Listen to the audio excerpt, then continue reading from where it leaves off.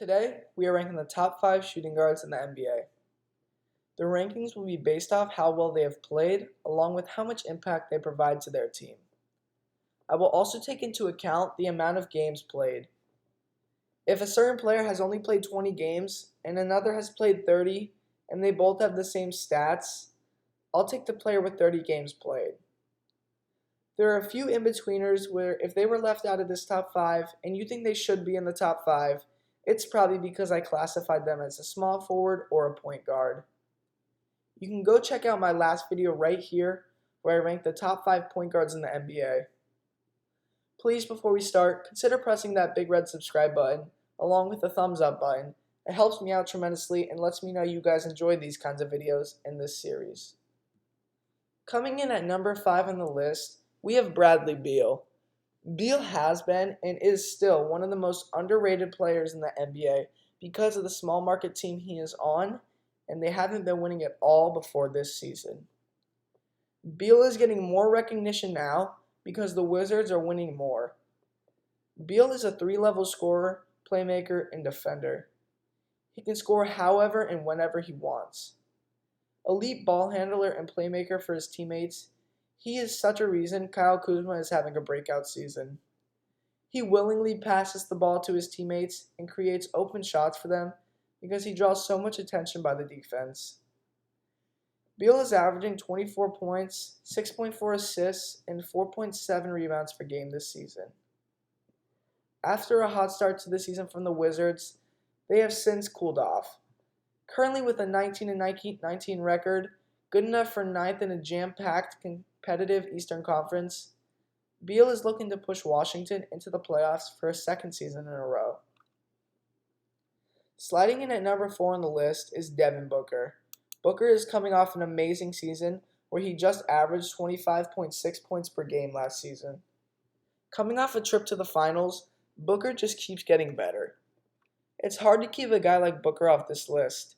He's averaging 24 points per game and 4.5 assists per game while shooting 45% from the field.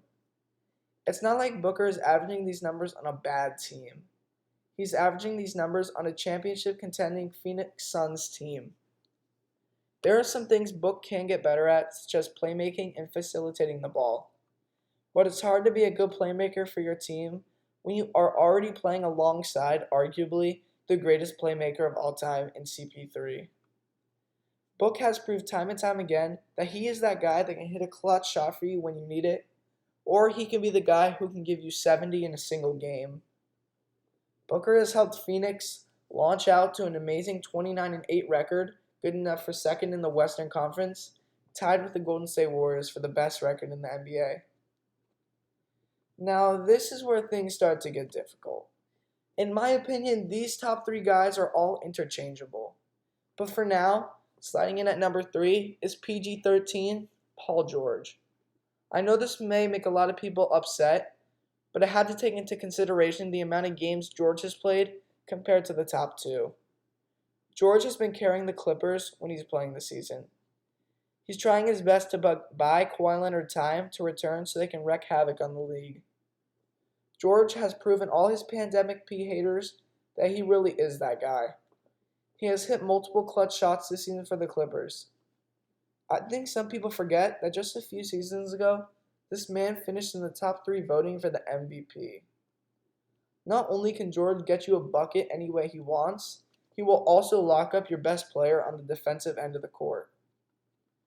George is averaging 24.7 points, 7.1 rebounds, 5.5 assists, and 2 steals per game this season. George has only appeared in 26 of the Clippers' 38 games this season, and their record shows that. George is a necessity to this team. With George, the Clippers are 14-12. Without him, they are only 5-7. This just shows that Paul George may be one of the most overhated and underrated players in the NBA. Bouncing in at number 2, we have the high-flying Zach LaVine. LaVine is having his best season of his career with Chicago, and it's clear and obvious now why DeMar DeRozan wanted to go to Chicago. He saw what others didn't in Zach. He realized that Zach is a superstar, and that if he went to Chicago, they would be in the hunt for a championship. LaVine may be one of the most improved players of the 2010s. From averaging 10.1 points per game as a rookie on the Timberwolves to averaging 26.3 points per game on a championship contending Bulls team. LaVine is an all-around scorer. He can score at the rim, in the mid-range, and behind the three-point line. He is a huge part why Chicago has a 25-10 record and sits atop the Eastern Conference. Crawling his way into the number 1 spot, we have Spida Mitchell, aka Donovan Mitchell. Mitchell has truly become one of the league's biggest stars. He has gotten better every single year and doesn't show any signs of stopping. He is a quick, agile, and explosive guard who could handle the ball really well. He draws so much attention from the defense that his teammates get such good open looks at threes. And when you don't double him, he'll make you pay. Also one of the league's most gifted scorers. He's averaging 25.5 points and 5 assists while shooting 45.5% from the field. One of the reasons he's going to keep getting better is because one of the greatest shooting guards to ever play the game now owns a stake in the Jazz.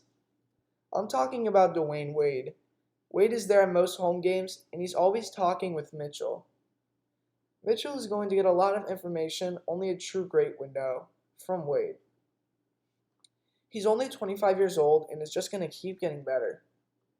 He's a huge part why the Jazz have a 28-10 record and currently sit at 3rd in the West, only a game and a half behind the Chris Paul and Devin Booker led Suns and the Steph Curry led Warriors. The NBA is in great hands with Mitchell, and he is a key piece of the future of the NBA. Let me know down below what changes you would make and what you thought of my list. You can watch my last video right here where I rank the top 5 point guards. If you made it to the end of the video, thank you. Also, if you haven't already, I would really appreciate it if you would press the subscribe button and hit that like button. Thanks for watching. Until next time, peace.